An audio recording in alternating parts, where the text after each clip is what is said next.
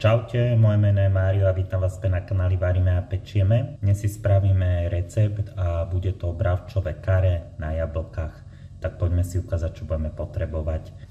Bravčové kare, jablka, cibula, cesnak, jablkový džús, čierne mleté korenie, rastca celá, sol a múka. Nakrájame si cibulu na kolieska.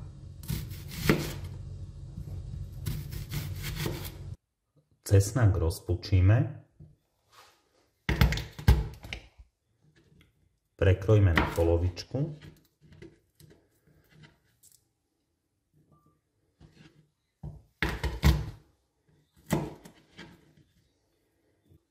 a jablka nakrájame na štvrťky.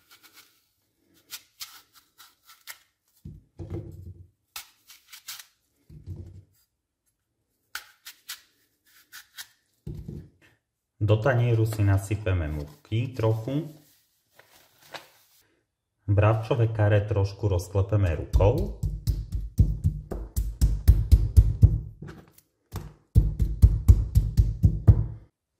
Posolíme. Pokoreníme. A takto pripravené mäso obalíme v múke.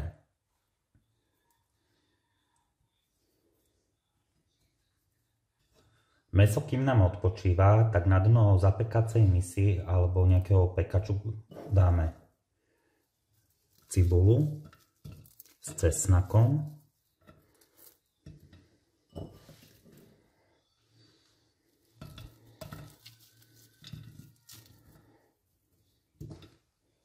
pridáme jablka,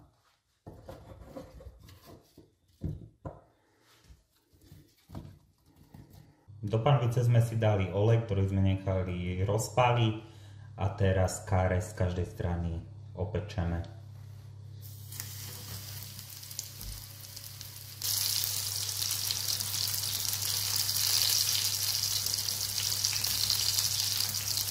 Posypeme rastcou.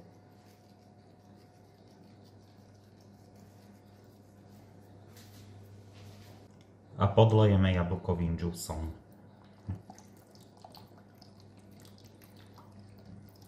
A takto pripravené mäso zakrieme, dáme do vyhriatej rúry na 45 minút približne na 180 stupňov a potom ešte na 10 minút budeme ho piecť odokryté. A máme navarené, ja verím, že vám bude chutiť. Nezabudnite dať ešte na video like, koment a odber a vidíme sa pri ďalšom videu. Ahojte a dobrú chuť.